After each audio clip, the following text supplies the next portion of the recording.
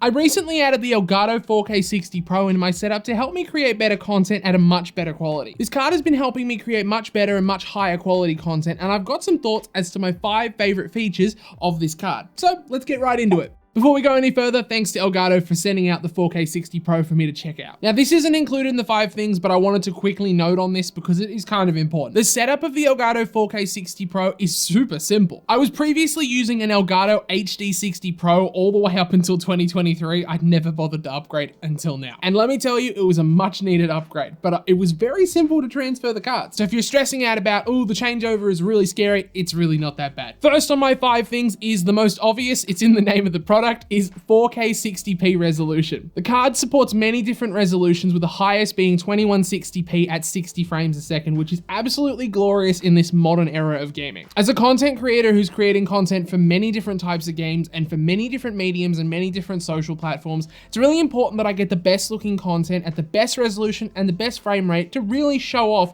how awesome these games truly look. Whether they be on PC or console, it's really important that I have a capture device that's really supporting that, and the Elgato 4K60 Pro does just that. My gaming content started way back when in probably 480p, I think, and then worked its way to 720, and we're here today at 1080. But we're no longer at 1080 anymore thanks to the 4K60 Pro.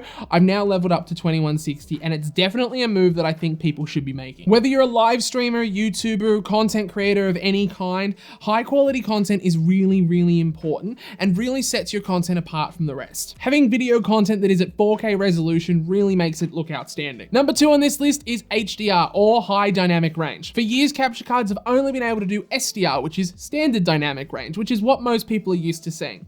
However, high dynamic range is common in video games everywhere and really allows you to see all of the best colors on whatever screen you're playing on. And now, capture devices such as the 4K60 Pro have HDR support, to where not only you can see HDR support on your monitor output or TV output, whatever you're playing on, but your audience will also be able to see that HDR capture on your live stream or in your video content. This is going to increase the brightness of colors, the fidelity of objects in games. It's going to just look a whole lot better on your output and your recording. This was not a feature I thought I drastically needed until I had it.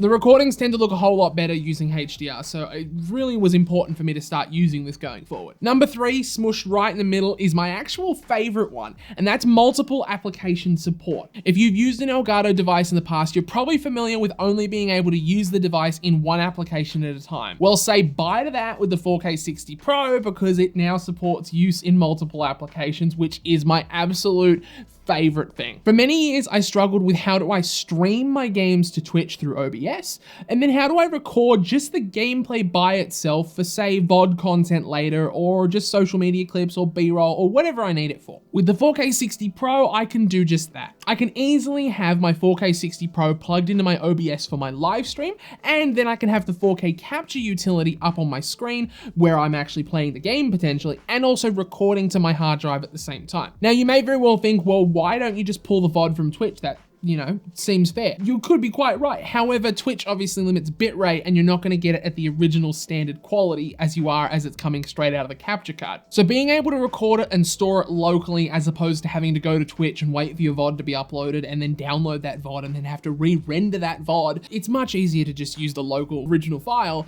that you've made in the first place. That way your viewers that are consuming your content can really enjoy it at the true highest quality. Number 4 is 240 Hz pass-through. For many years, I've been using 240 Hz monitors, and I absolutely love 240 Hz monitors, and it's really exciting to see this included on the 4K60 Pro. If you're not familiar with Hertz or anything like that, if you're potentially new, 240 Hz is the speed at which the screen refreshes, otherwise known as the refresh rate. On standard televisions or anything like that, you're usually finding it at about 60 Hz, and a standard entry-level gaming monitor usually comes in at about 120. The more higher-end gaming monitors can range from 240, even up to 360, and even in some cases 500 Hz. But 240 is becoming fairly standard in this industry, and so it's really great to see 4K60 Pro actually supporting 240 Hz pass-through for all these devices. The refresh rate essentially means the movement of which things move on your screen and how quickly you're seeing these things move. So it's really important. Not to be confused with response time, it is something that people do regularly confuse. It's just the speed at which the screen refreshes and allows for changes. Number 5, last but definitely not least, because this one is very much so also an important one, is the size of the actual capture card. The 4K60 Pro Mark II is significantly smaller than the 4K60 and even smaller than my old card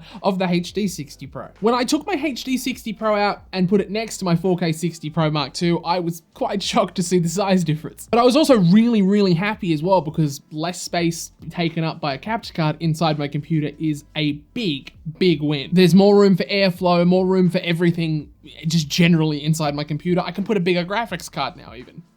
Not that I need one, and I can't even get my hands on one, so. But overall, I'm really in love with the 4K60 Pro. It's made recording content a whole lot easier, and higher quality content specifically a whole lot easier. I'm doing a lot of really great, awesome gaming content at the moment for both myself and for others, and it's really important that this content that I'm putting out there is really high quality, and the 4K60 Pro allows me to do just that. Thanks so much for watching this video. I really appreciate it. Make sure you smash the like button if you enjoyed, and comment down below with what you think of the 4K60 Pro Mark II. And if you have something that you love that potentially wasn't featured on my list. If you learned something as well, feel free to share it in the comments as well. Don't forget to subscribe and hit the bell to turn your notifications on as well so you don't miss a video. Massive shout out again to Elgato for providing the 4K60 Pro to level up my content. I really appreciate it. Thanks for watching, and until next time, bye bye.